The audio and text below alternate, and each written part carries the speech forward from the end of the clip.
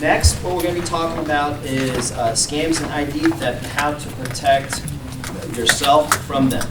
And with us today is Trooper Lauryn Ference from the Pennsylvania State Police. All right, good morning. I am Trooper Ference of the Pennsylvania State Police. I'm out of the Fogelsville Barracks, and today I'm going to talk to you about some scams and fraud against seniors. This is just a department introduction. The Pennsylvania State Police was formed in 1905 to provide services to municipalities in PA without local police. We patrol about 87% of PA's landmass, and today we have about 4,500 members with the Pennsylvania State Police. Scope of the problem today. More than $40 billion is lost each year in the U.S. to scams and fraud. Most of these scams target the elderly. Elder abuse, including neglect and exploitation, is experienced by 1 out of every 10 people ages 60 and older who live at home. The challenges that are faced: the hidden problem, isolated victims, investigations can be challenging, financial as well as emotional damage. Why people target the elderly. The possibilities could be maybe declining in health, such as vision, hearing, maybe more trusting, often have cash in the home, also high profit and oftentimes low risk crimes. The National Institute of Justice study, hidden problem, isolated victims. Law enforcement can be a voice and bridge on behalf of victims in challenging investigations.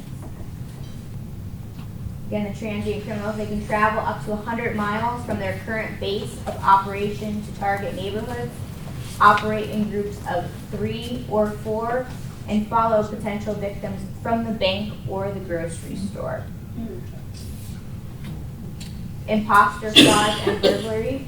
They can gain access to homes for a seemingly legitimate purpose, such as, like electric companies coming to your door and they're actually not with like UGI or PPNL or something like that. And they claim to be again from like the water company or the power company. Home improvement or repair scams begins with a door-to-door solicitation. Bargain price is quoted, and then the victim is bullied or intimidated into paying a higher price. Subpar or fake materials, driveway seal scams are also very popular. County woman is the latest victim in a home improvement scam. WLKY's Drew Douglas joins us with the latest case to come forward. Drew, what happened? Vicki, Bullitt County Detective Scotty McGahey says 52-year-old James Boswell Sr. is at it again. Authorities say this time he scammed an elderly Brooks woman by charging her thousands for a shoddy paving job.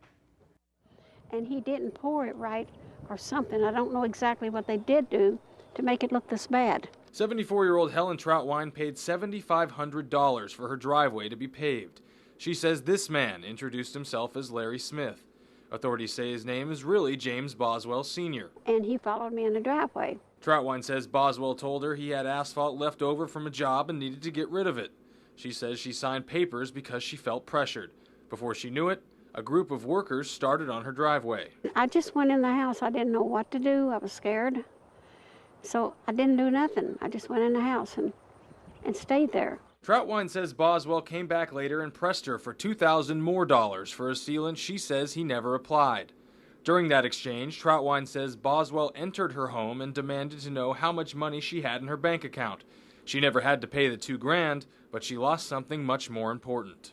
I'm scared he's coming back at night, because this was after dark when he come that time. I don't go to bed till way up in the night, because I try to stay up as long as I can until it gets closer to daylight. Troutwine says she waited over 6 months to come forward because she was scared if she told anyone, she thought someone would come after her. She says she's going on television to help catch the suspect. I want my money back, first thing, and I want him put in jail so he can't do anybody else. Boswell has a warrant out for his arrest in Bullitt County for knowingly exploiting an adult. Detective McGahey says Boswell also has 4 cases pending in Jefferson County and 1 in Clark County for similar charges. Drew Douglas, WLKY. All right, and that's just an example of kind of what we're dealing with these people, kind of the driveway scam, whatnot. All right, again, to transient criminals, they're called a sweetheart swindle. Accidents are staged to connect victims. Targets lone elderly man or woman, forms a relationship and gains access to the victim's money, ends by victim running out of money, they go to jail, or the victim passes away.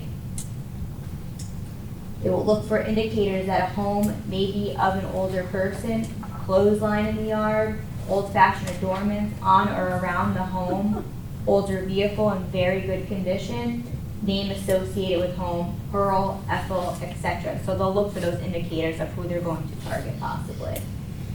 Family emergency scam, IRS scam, Medicare scam, obituary scam. Those are certain telephone scams that are currently going on. Law enforcement's role. Act as a bridge and as a voice for victims. Work closely with protected agencies such as the Department of Aging to take a proactive approach through outreach, solve crimes, and find common links. These crimes may not be given enough emphasis because they are non-violent in nature. The suspects have countless aliases and also relocate often. They continue to communicate and share information. Establish and maintain relationships with financial institutions, bank employees, check cashing businesses, liaison with senior citizen groups, and collect evidence at the scene.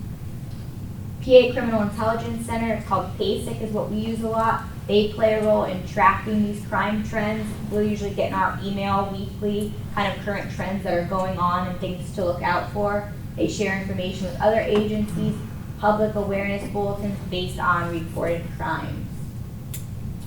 Recently reported crimes in Los Angeles, California. This was one of the sweetheart swindle suspects that were convicted. A woman was found guilty on 7/25 of 2016 after being involved in a sweetheart scam with a 78-year-old man. The woman was arrested in January and faces up to 8 years in state prison. There's one that happened in Hazel Township, PA, distraction burglary, squirrel on the roof. An 84-year-old woman hit by distraction burglars. They came to her door and told her they saw a squirrel on her roof and that would find an opening in her home, become infested. They got in the house and convinced her that in exchange for paying cash, they would not charge her sales tax. As she explained to them that she did not have the money in the house, they convinced her to get in the truck with two of them and drove her to the bank, and she withdrew $4,500. So a lot of times too, I've gone to a gentleman's house who was older. He was wanted some trees cut down. So two men came. The one was talking to him out front. His back door was open. The other one went in the back door and took things out of his basement. So it happens quick, depending on how long you guys want to talk to this individual. They can go through your whole house. Richland County, Texas, pigeon drop. An 80-year-old victim was scammed out of $10,000. Suspects initially approached the victim and convinced the victim to take them to her bank to withdraw the cash. The suspects went with the victim to the bank with a promise to give the victim a large sum of money in return for putting up their own money as trust money. The female suspect allegedly escorted the victim to the teller and assisted with withdrawing the funds. Then the suspects took the victim's money and fled. In Philadelphia, there was a case of a utility employee imposter. A man stole jewelry from a 96-year-old woman by pretending to be a utility worker. Recommendations: be wary of letting anyone into your home. If it sounds too good to be true, it probably is. Never provide personal information over the phone. If you suspect criminal activity, gather as much information about the suspect and vehicle as you can. Get a license plate, color, type of vehicle, what the individual is wearing. Any questions? Answer for anybody. Anything with the state police in general, anything going on in your local neighborhoods that you're concerned about that I can answer while I'm here? We've had a few instances. I work at American Bank. We've had a few instances where some of our customers come in asking for money, part of a grandparent scam, where they've gotten a phone call from what appears to maybe their grandchild asking them for help, and they can't. They've been hurt in a car accident. Just be very careful with those things. And when you respond, is this Haley?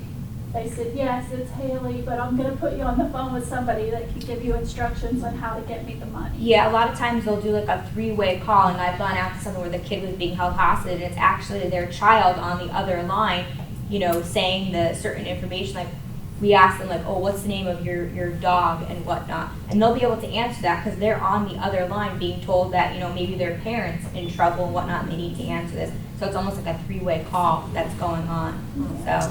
And in those instances where they came in to get the cash, they were always told not to tell a relative, not to tell anybody because it's confidential. Right. So just be very careful. Absolutely. Unintentionally, you can give the name away.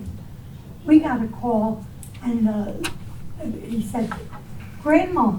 And I said, is this Derek? Right. You know? Yes. Right. And when we called the state police, they asked us, did you lose money? I said no, and they said, we can't help you. So we hit a blank wall with the state police.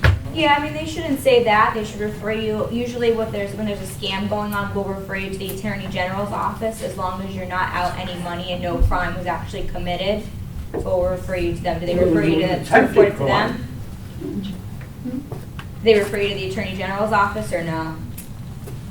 I called the local state, the state police, because at the time, Yeah. we were in Lower Macondi, and they didn't do anything. They said probably the call came from overseas. Yeah, a lot of times then refer it to the Attorney General's office if there's no actual They crime. didn't do anything.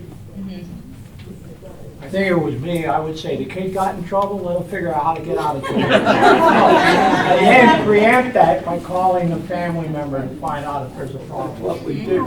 Yep, absolutely, you know, and just look for triggers, you know. Does it seem like if it's your child calling, they said, like you said, like, you know, hi, Grandma. Is that how they usually call you, or do they say something else? You know, kind of try to pay attention to, does anything seem, you know, different or whatnot, so. I got one of those calls, hi Grandma, and I said, who is this? He's your grandson. I said, oh my God, you are so intelligent to speak like that when you're only a year old.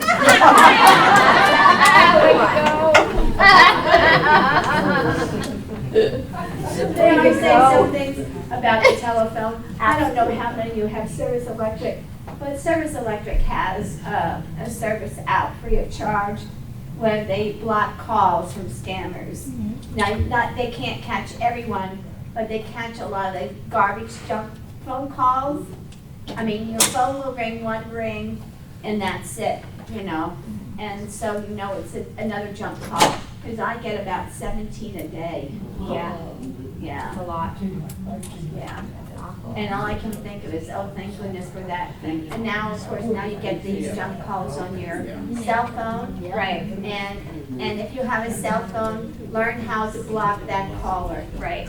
And the thing is, too, if it's a number you don't recognize, too, if it's an emergency, they're going to leave you a voicemail. You can always call them back. Doesn't mean you have to answer it right away either, so. Any other questions?